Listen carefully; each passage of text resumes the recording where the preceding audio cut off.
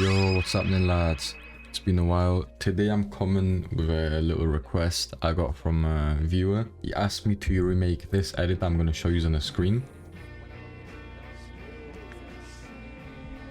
Nothing crazy, it's a very simple edit. If you watch my previous tutorials, this should be a piece of cake for you, honestly. So without yapping too much, if you want, I'm gonna lead you guys to follow me on TikTok if you want, you know. So if you feel like you support me even more, drop a follow on my TikTok. So let's just get right into it. Like the edit, I've got all of my clips over here. It's pretty much identical. It might be a little different, some parts might lack a little bit, I don't know. I've made that edit over a year ago, so don't get me wrong, it's not going to be the exact same, but I'm going to try keeping it very similar. For this clip, if anyone's wondering, or you're trying to, you know, from the edit, all of this is one clip, you know, there's no transition. The entire thing is one singular clip. So I selected these two keyframes, you know, I easy eased them, and I used the graph somewhat looking like this, you know, like a fast to slow to fast. So it gives it, you know, that little, I don't know, it just looks good.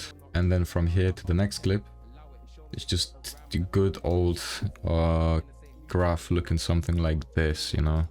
Keep it, you know, a little smooth, because you're not making a jug edit, you're not making a flow edit. You're making a romantical vibe, slow, very, you know, you're hearing the song, you know, it's very slow and relaxing, you know. So a graph like this, maybe even a bit lighter, you know, flowing in there, you know, you gotta let your edit flow. So yeah, that's for the main part, you know, the main clip.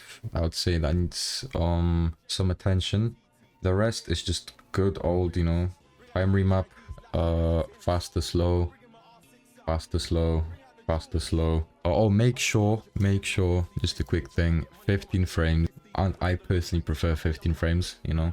Anything over 50 frames I think looks too much like a movie. I'm making an anime edit, not a movie, you know. So let's keep it simple. Okay, let's just get straight into it. I think I've been yapping a bit too much already. So basically, first things first, as I always say in my tutorials for an edit, anything, you want to do your scales, you want to do your transitions, and then you move into effects, shakes, some stuff like that, you know. So for the first clip, it's going to be a scale out, you know. So your keyframe, very simple stuff. If you watch my previous tutorials, you know how to do this, you know what you're doing. So you got your clip, you got your scale out, very nice. And then you have this, you can do a little scaling, because why not, you know. For the next clip, you want to do a scale out again, do like a 150, I guess. Yeah, should be fine. Maybe it's too much, I don't know, we'll adjust it later if it doesn't look good, you know. You can always do that. You go to 100, easy ease them, add your graph, you have that. And then from here, obviously you got the second beat, and as in the edit shown, there's like two little camera zoom-ins. So for that, you add your adjustment layer. I'm gonna trim it here and maybe move it one frame up, and then you go to add transform, and that's basically like a null. So you have that, you keyframe your scale right here, go to the end of the clip, so somewhere right here, and make it 125 maybe. I don't know if that's too much, I think that's alright. U to reveal your keyframes, F9, easy ease, add a graph, and you have this. Right, so that looks horrible, but there we go. Move that to the end, make your keyframes, maybe, I mean, make your graph a little smoother, you know, nice. And then it's not bad, you know, a quick tutorial. It's good. You have the second beat, you know, you could even maybe make it smoother, just a little notch. Oh, I'm not selecting anything.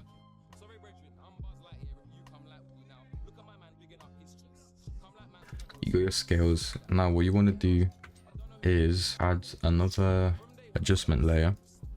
You add your another adjustment layer. Now we're getting into the shake. So previously I showed you S shake. If you already know what a dissolve shake is, you're fine, you know, there's not much. If you've never played with a dissolve shake, I'm gonna show you a quick tutorial here, you know. Maybe you should have done a specific one, but it's alright. Dissolve shake is just that very jittery shake you see in that edit. So you have to add dissolve percentage to like, I'll do like 20.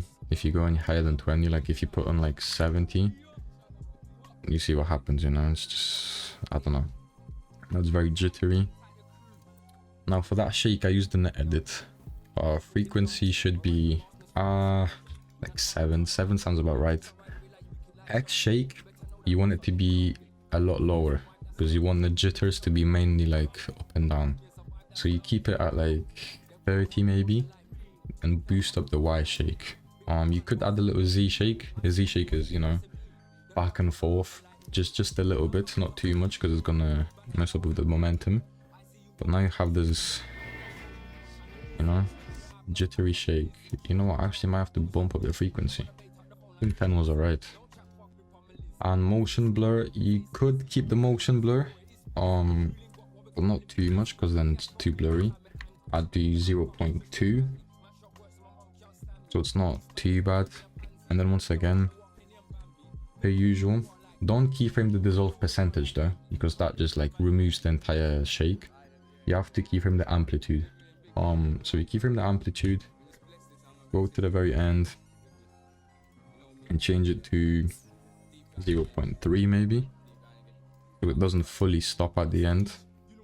And again, easy ease it and add like a graph that you think would work. And once again, just keep playing with it. And it's fine, you know, it looks alright. Add your motion tile. There you go, you got your motion tile. Mirror edges. Boom.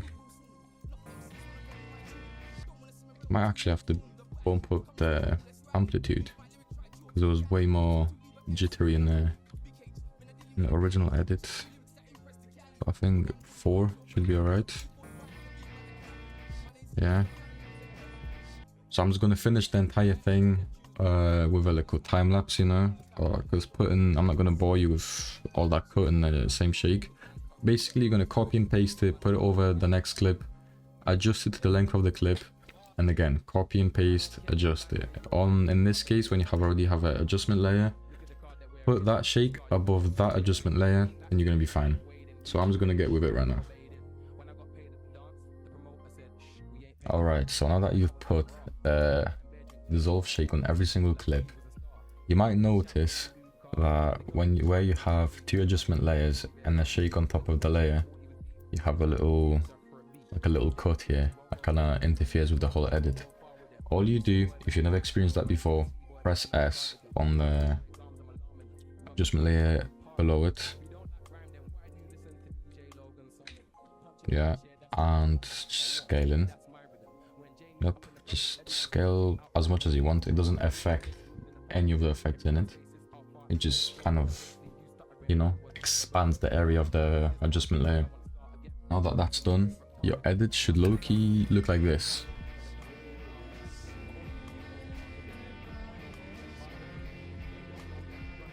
Pretty similar to the original. It's not the same. I'm kind of rushing this, I'm sorry. If so far your edit doesn't look like mine, I'm sorry for being too fast, you know. But yeah, also one main thing you might notice in the edit and in what I've done here, the transition between this and this is pretty terrible. So basically what I've done in the original, you add yourself another adjustment layer, you trim it exactly where this clip ends. So this is where it starts, this is where the new clip starts. So you whack on some exposure or brightness or whatever, anything that can turn up the brightness. You can just turn it a lot, just like a whole lot, and you keyframe the exposure, you go to the end and you just go all the way down. Just go 0 and then again go to press U, select them both, easy ease them with F9, and add like a decently slow graph. You should have a pretty decent transition now. No, you don't. So you move that back and you make the graph even smoother.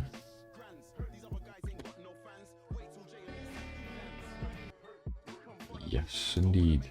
It's gonna look a lot better. For now, I'm gonna turn it up, but once you add your color correction, I don't think I'm gonna do a tutorial on the color correction because I've done that color correction a year ago, and I never do the same color correction. I mean, I don't use presets for color correction. I just like freestyle it. So once you make your color correction, this is gonna be bright enough already. You know, your color correction is always gonna turn up your brightness. You know. So now you have this transition. You know, it actually like goes from, you know, and that's pretty much it. So this is a very rushed tutorial, but it's for somewhat advanced editors. So if you've watched my previous 2 tutorials, you know how to do this, you know? You already know. If you haven't watched my previous tutorials, I'm sorry for rushing this. Just watch my other 2 and you'll know most of the basics. So yeah, end product, obviously without color correction. And it's pretty rushed, but honestly, just take your time with the scales. I know that edit looked good, you know, you might think there's good transitions in it, but there isn't. It's honestly just scales. You just have to use them right, and it all works out in the end. So thank you for watching. If you ever need any more tutorials, please drop a comment down below. I will try getting on them straight away, and maybe next time I'll try being a bit slower, you know. So I'll see you guys in the next one.